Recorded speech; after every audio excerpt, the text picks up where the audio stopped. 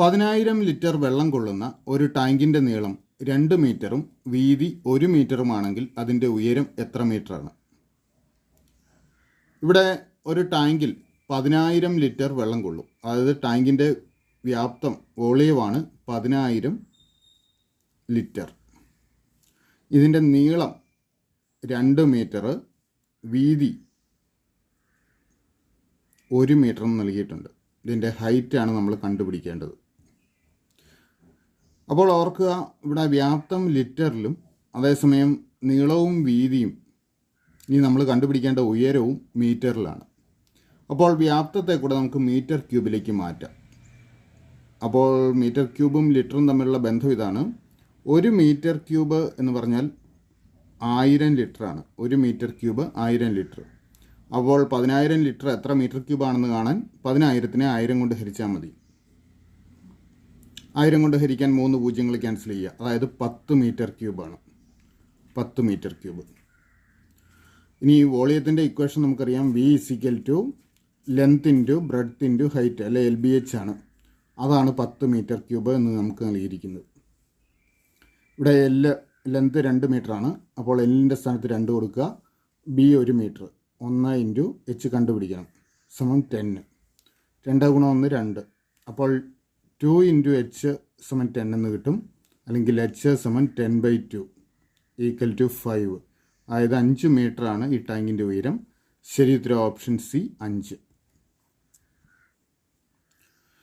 3 അഭാജ്യ സംഖ്യകളുടെ ഗുണനഫലം 1510 ആണ്.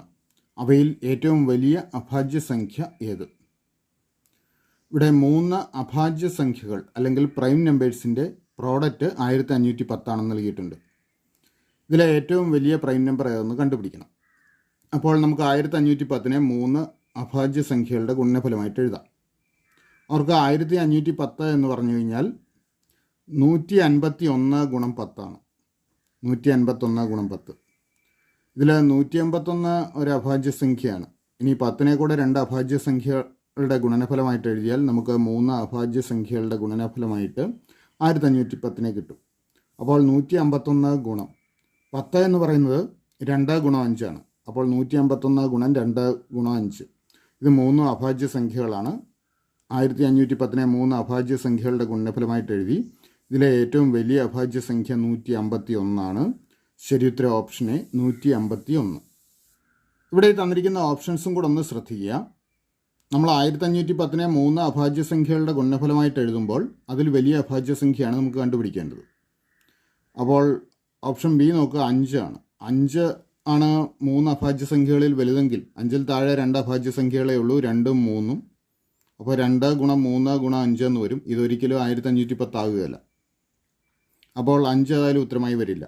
ഇനി 755 വന്നിരിക്കുന്ന നോക്കുക. ഇത് 5ൻ്റെ ഗുണിതമാണ്. അതുകൊണ്ട് ഇതൊരു പ്രൈം നമ്പർ അല്ല ഇത്. അതുകൊണ്ട് 755 ഉത്തരമായി വരില്ല. ഇനി 163 നമുക്ക് തന്നിരിക്കുന്ന അടുത്ത ഒരു ഓപ്ഷൻ. ഓർക്കുക, 1510 ഇത് 10ൻ്റെ ഗുണിതമാണ്. 163നെ ഏത് സംഖ്യ കൊണ്ട് ഗുണിച്ചാൽ 10ൻ്റെ ഗുണിതം കിട്ടും? 10 കൊണ്ട് ഗുണിച്ചാലേ പറ്റുള്ളൂ. മിനിമം 10 കൊണ്ടെങ്കിലും ഗുണിക്കണം, എന്നാലേ 10ൻ്റെ ഗുണിതം കിട്ടുള്ളൂ. ഇതിനെ 10 കൊണ്ട് ഗുണിച്ച് കഴിഞ്ഞാൽ 1630 വരും.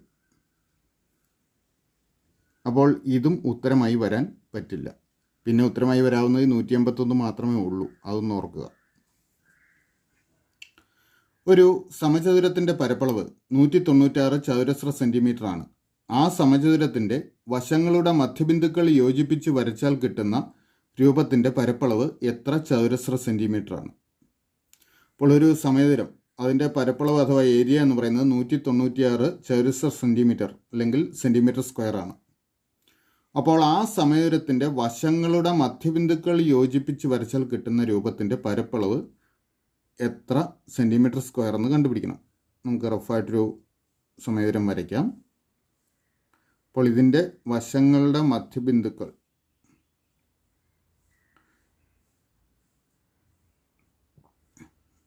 യോജിപ്പിച്ച് വരച്ചാൽ കിട്ടുന്ന ഈ രൂപത്തിൻ്റെ പരപ്പളവാണ് കണ്ടുപിടിക്കേണ്ടത്. ഓർക്കുക, ഈ രൂപം ഒരു സമചതുരമായിരിക്കും. അപ്പോൾ ഈ സമചതുരത്തിൻ്റെ പരപ്പളവ് കണ്ടുപിടിച്ചാൽ മതി. ഇനി സമചതുരത്തിൻ്റെ പരപ്പളവ് കാണാനുള്ള ഇക്വേഷൻ എന്നാണ്? ഒരു വശം A ആണെങ്കിൽ പരപ്പളവ് എന്ന് പറയുന്നത് എ സ്ക്വയർ ആയിരിക്കും. ഒരു വശം എ ആണെങ്കിൽ എ സ്ക്വയർ ആയിരിക്കും. അപ്പോൾ എ സ്ക്വയർ സമം 196 എന്നെടുത്തു കഴിഞ്ഞാൽ ഈ വലിയ സമയത്തിൻ്റെ ഒരു വശം കണ്ടുപിടിക്കാനാണ് 196 എന്നെടുത്തു കഴിഞ്ഞാൽ എ എത്ര വരും? 196ൻ്റെ സ്ക്വയർ റൂട്ട്, അതായത് 14 സെൻറ്റിമീറ്റർ വരും. അതായത് നമ്മുടെ വലിയ സമയത്തിൻ്റെ ഒരു വശം എന്ന് പറയുന്നത് 14 സെൻറ്റിമീറ്ററാണ്. 14 സെൻറ്റിമീറ്റർ. അങ്ങനെയെങ്കിൽ ഈ അകത്തുള്ള ചെറിയ സമയത്തിൻ്റെ പരപ്പളവ് കണ്ടുപിടിക്കണം. വേണമെങ്കിൽ ചെറിയ സമയത്തിൻ്റെ ഒരു വശം കണ്ടുപിടിച്ചുകൊണ്ട് നമുക്ക് ചെയ്യാം. പക്ഷെ അതിലും എളുപ്പമുള്ളൊരു മാർഗ്ഗമുണ്ട്. നോക്കുക, ഇതെന്തായിരിക്കും? ഈ അകത്തുള്ള സമയത്തിൻ്റെ ഡയഗണൽസാണിത്.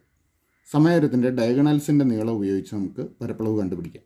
ഓർക്കുക, ഈ ഡയഗണലിൻ്റെ നീളം എന്ന് പറയുന്നത് ഈ 14 സെൻറ്റിമീറ്റർ തന്നെയായിരിക്കും ഡയഗണലിൻ്റെ നീളം. ഇതും 14 സെൻറ്റിമീറ്റർ ആയിരിക്കും. രണ്ട് ഡയഗണലുകൾക്കും ഒരേ നീളം തന്നെയായിരിക്കും വികരണം. അപ്പോൾ സമയത്തിൻ്റെ പരപ്പളവ് കണ്ടുപിടിക്കാൻ ഡയഗണലിൻ്റെ നീളം അറിയാമെങ്കിൽ നമുക്കൊരു സൂത്രവാക്യമുണ്ട്. d²/2 ആയിരിക്കും. ഡയഗണൽ ഡി എന്നെടുത്താൽ d²/2 ആയിരിക്കും പരപ്പളവ്. ഡി എത്രയാണ് ഇവിടെ? 14 സെൻറ്റിമീറ്റർ. അപ്പോൾ 14²/2. ഈ 14 സ്ക്വയർ കാൽക്കുലേറ്റ് ചെയ്യേണ്ട സമയമൊന്നുമില്ല, വേണ്ട. നോക്കുക, എ സ്ക്വയർ 196 ആയിരുന്നു. 196ൻ്റെ സ്ക്വയർ റൂട്ടാണ് 14. അപ്പോൾ 14ൻ്റെ സ്ക്വയർ 196 തന്നെ. 196/2. 196ൻ്റെ പകുതി എന്ന് പറയുമ്പോൾ 98. അപ്പോൾ 98 സെൻറ്റിമീറ്റർ സ്ക്വയറാണ് അകത്തുള്ള ചെറിയ സമയത്തിൻ്റെ പരപ്പളവ്. ശരിയുത്തരം ഓപ്ഷൻ സി.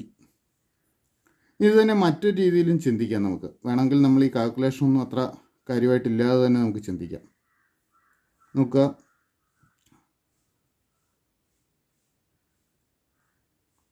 നമ്മളകത്തുള്ള സമയരം വരച്ചു. ഈ ആദ്യത്തെ സമയത്തിനെ നമ്മൾ ഈ ഡയഗണൽസും കൂടെ വരച്ച് കഴിയുമ്പോൾ എന്താവും?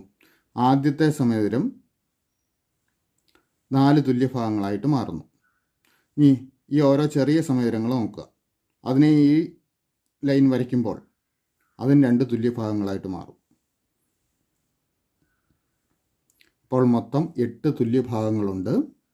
ആ 8 എണ്ണത്തിൻ്റെയും കൂടെ പരപ്പളവാണ് നമുക്ക് ആദ്യം നൽകിയ 196. നമുക്കിപ്പോൾ അകത്തുള്ള 4 എണ്ണത്തിൻ്റെ മതി. അപ്പോൾ 196ൻ്റെ പകുതിയേ ഉണ്ടാവുള്ളൂ ഈ അകത്തുള്ള 4 എണ്ണത്തിൻ്റെ ഏരിയ. 196ൻ്റെ പകുതി 98 സെൻറ്റിമീറ്റർ സ്ക്വയർ. ആ രീതിയിൽ വേണമെങ്കിലും നമുക്ക് ചിന്തിക്കാം. ശരിയുത്തരം ഓപ്ഷൻ സി, 98 സെൻറ്റിമീറ്റർ സ്ക്വയർ. ഒരു ത്രികോണത്തിൻ്റെ ചുറ്റളവ് 35 സെൻറ്റിമീറ്റർ ആണ്. അതിൻ്റെ വശങ്ങളുടെ അളവുകൾ ഏത്? ഇവിടെ ഒരു ത്രികോണത്തിൻ്റെ ചുറ്റളവ് നൽകിയിട്ടുണ്ട് 35 സെൻറ്റിമീറ്റർ. അതിൻ്റെ വശങ്ങളുടെ അളവുകൾ ഈ താഴെ പറയുന്നതിൽ ഏതാണെന്ന് കണ്ടുപിടിക്കണം. ഈ 4 ഓപ്ഷൻസിൽ ഏത് വരാം എന്ന്. അപ്പോൾ ചുറ്റളവ് 35 സെൻറ്റിമീറ്റർ ആയതുകൊണ്ട് 3 വശങ്ങളുടെയും കൂടെ തുക 35 സെൻറ്റിമീറ്റർ ആയിരിക്കണം. നമുക്ക് തന്നിരിക്കുന്ന ഓപ്ഷൻസിലെല്ലാം 11, 9, 20, 15, 35. ഇവിടെ 18, 8, 26, 9, 35. 19, 6, 25, 10, 35. 25, 25, 10, 35. എല്ലാത്തിലും ചുറ്റളവ് 35 സെൻറ്റിമീറ്റർ വരുന്ന രീതിയിലാണ് അളവുകൾ നൽകിയിരിക്കുന്നത്. ഇനി അടുത്ത പ്രത്യേകത നോക്കേണ്ടത്, നമുക്കൊരു ത്രികോണം വരയ്ക്കാൻ പറ്റണമെങ്കിൽ അതിലെ ചെറിയ 2 വശങ്ങളുടെ നീളങ്ങളുടെ തുക വലിയ വശത്തേക്കാൾ കൂടിയിരിക്കണം. ഓർക്കുക, ഒരു ത്രികോണത്തിൻ്റെ ചെറിയ 2 വശങ്ങളുടെ നീളങ്ങളുടെ തുക വലിയ വശത്തേക്കാൾ കൂടിയിരിക്കണം. അത് സാധിക്കുന്നുണ്ടോ എന്ന് നോക്കുക. അപ്പോൾ ഇവിടെ നോക്കുക, ഇവിടുത്തെ ചെറിയ 2 വശങ്ങൾ 11, 9 ആണ്. 9 സെൻറ്റിമീറ്ററും 11 സെൻറ്റിമീറ്ററും. ഇത് രണ്ടും കൂടെ കൂട്ടുമ്പോൾ 20 സെൻറ്റിമീറ്റർ എന്ന് പറയുന്നത് 15 സെൻറ്റിമീറ്ററേക്കാൾ കൂടിയിരിക്കുന്നു. അപ്പോൾ ഈ 3 അളവുകൾ ഉപയോഗിച്ച് നമുക്ക് ത്രികോണം വരയ്ക്കാൻ പറ്റും. അതിൻ്റെ ചുറ്റളവ് 35 സെൻറ്റിമീറ്ററുമാണ്. അതുകൊണ്ട് ശരിയുത്തരം ഓപ്ഷൻ എ ആണ്. എന്നാൽ ഇവിടെ നോക്കുക, ചെറിയ 2 വശങ്ങൾ 9 സെൻറ്റിമീറ്ററും 8 സെൻറ്റിമീറ്ററുമാണ്. 9ഉം 8ഉം കൂടെ കൂട്ടിയാൽ 17 ആവുള്ളൂ. 18നേക്കാൾ കുറവാണ്. ഈ അളവുകൾ ഉപയോഗിച്ച് നമുക്ക് ത്രികോണം വരയ്ക്കാൻ പറ്റില്ല. അപ്പോൾ ഇത് ഉത്തരമാവില്ല. അടുത്ത നോക്കുക, ഇവിടുത്തെ ചെറിയ വശങ്ങൾ 10ഉം 6ഉമാണ്. 16 സെൻറ്റിമീറ്ററേ വരുള്ളൂ തുക. പക്ഷേ വലിയ വശം 19 സെൻറ്റിമീറ്ററാണ്. അപ്പോൾ ഈ അളവ് വെച്ചും ത്രികോണം വരയ്ക്കാൻ പറ്റില്ല. ഇവിടെ 5ഉം 10ഉം 15 വരും. 15 20നേക്കാൾ കുറവായതുകൊണ്ട് ഇതും ത്രികോണത്തിൻ്റെ വശങ്ങളായി വരില്ല. ത്രികോണത്തിൻ്റെ വശങ്ങളിൽ ചെറിയ 2 വശങ്ങളുടെ തുക എപ്പോഴും വലിയ വശത്തിനേക്കാൾ കൂടിയിരിക്കണം. ഇവിടെ 9ഉം 11ഉം കൂടെ കൂട്ടുമ്പോൾ 20 വരും. ആ 20 വലിയ വശമായ 15നേക്കാൾ കൂടുതലാണ്. അതുകൊണ്ട് ഉത്തരം option A 9 centimetre, 15 centimetre, 11 centimetre. തുടർച്ചയായ 8 എണ്ണൽ സംഖ്യകളുടെ ശരാശരി 38.5 ആണ്.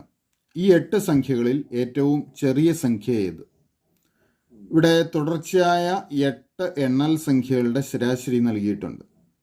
അവർക്ക് തുടർച്ചയായ എണ്ണൽ സംഖ്യകൾ എന്ന് പറഞ്ഞു കഴിഞ്ഞാൽ അവർക്ക് 1, 2, 3 അങ്ങനെയല്ലേ എണ്ണൽ സംഖ്യകൾ പോകുന്നത്.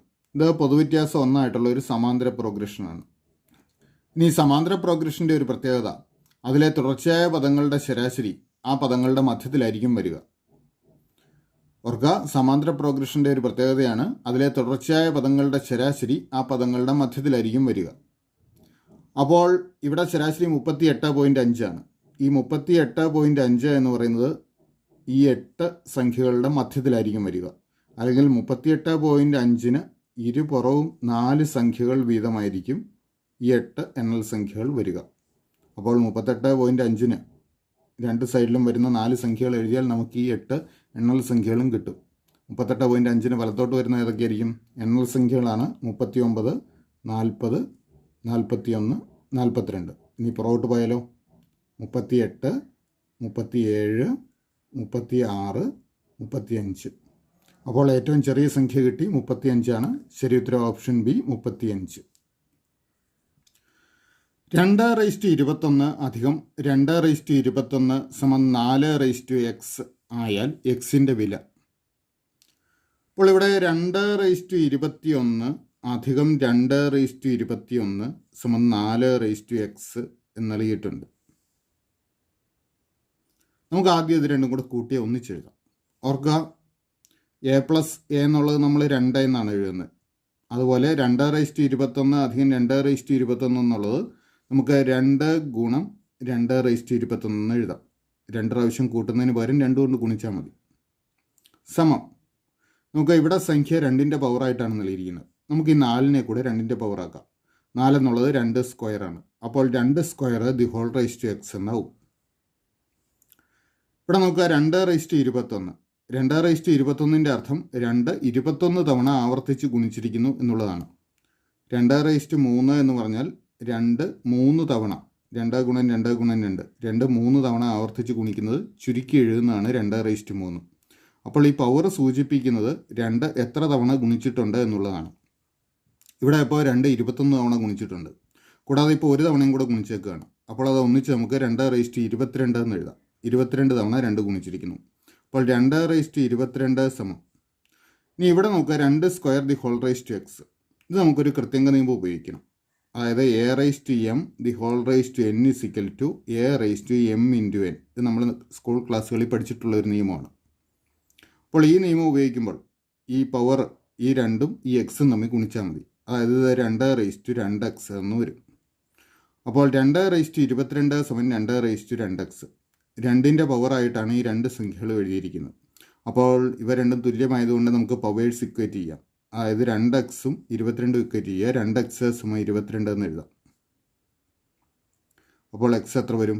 22/2. 22ൻ്റെ പകുതി 11. എക്സിൻ്റെ വാല്യൂ 11. ശരി ഉത്തരം ഓപ്ഷൻ എ. ഒരു രേഖീയ ജോഡിയിലെ കോണുകൾ 4:5 എന്ന അംശബന്ധത്തിലായാൽ അവയിൽ ചെറിയ കോണിൻ്റെ അളവ് എത്ര? രേഖീയ ജോഡിയിലെ കോണുകളുടെ അംശബന്ധം 4:5 ആണ്. 4:5 എന്ന അംശബന്ധത്തിലായതുകൊണ്ട് നമുക്ക് ആ കോണുകളുടെ അളവുകൾ 4x എന്നും 5x എന്നും എടുക്കാം. ഈ രേഖീയ ജോഡിയിലെ കോണുകളുടെ തുക എത്രയായിരിക്കും? 180 ഡിഗ്രി ആയിരിക്കും. അപ്പോൾ 4x അധികം 5x സമം 180 ഡിഗ്രി എന്ന് എടുക്കാം. 4x-ഉം 5x-ഉം കൂടെ കൂട്ടിയാൽ 9x. 9x സമം 180 ഡിഗ്രി. അപ്പോൾ എക്സിൻ്റെ വാല്യൂ എത്ര വരും? 180/9 എന്ന് വരും. 18-നെ 9 കൊണ്ട് ഹരിച്ചാൽ 2. 180-നെ 9 കൊണ്ട് ഹരിച്ചാൽ 20 വരും. അപ്പോൾ എക്സിൻ്റെ വാല്യൂ 20 ആണ്. അപ്പോൾ ചെറിയ കോൺ 4x.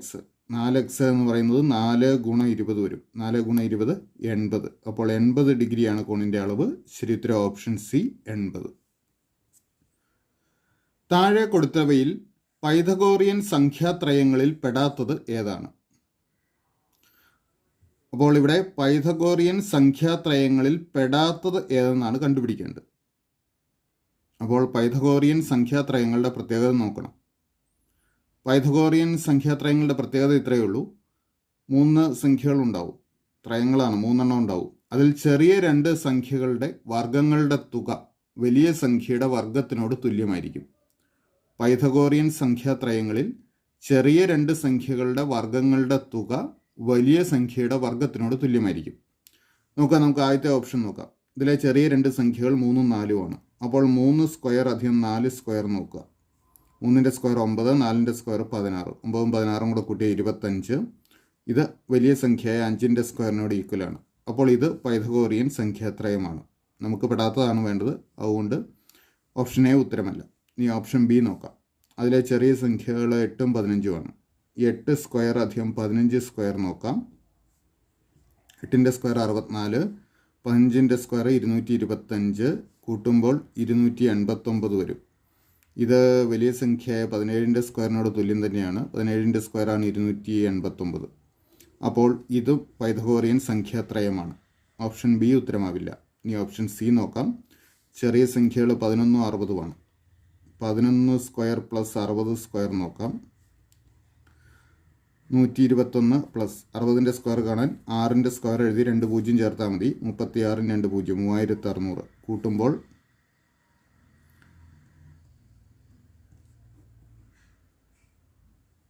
3721 കിട്ടും. ഇനി ഇത് വലിയ സംഖ്യയായ 63ൻ്റെ സ്ക്വയറിനോട് തുല്യമാണെന്ന് നോക്കണം. അതിനായിട്ട് 63 സ്ക്വയർ കാണാം.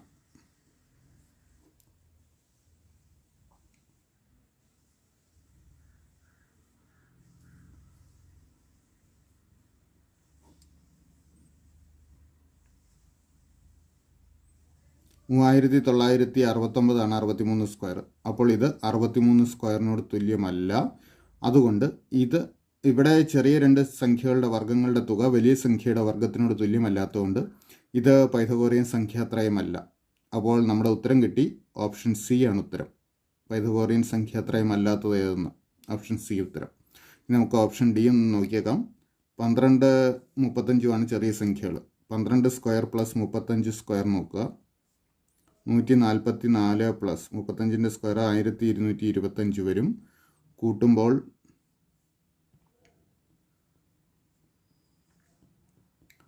9 6 3 1369 വരും. ഇത് 37ൻ്റെ സ്ക്വയറിനോട് തുല്യമാണെന്ന് നമുക്ക് നോക്കാം. 37 ഗുണം 37 എടുക്കുക.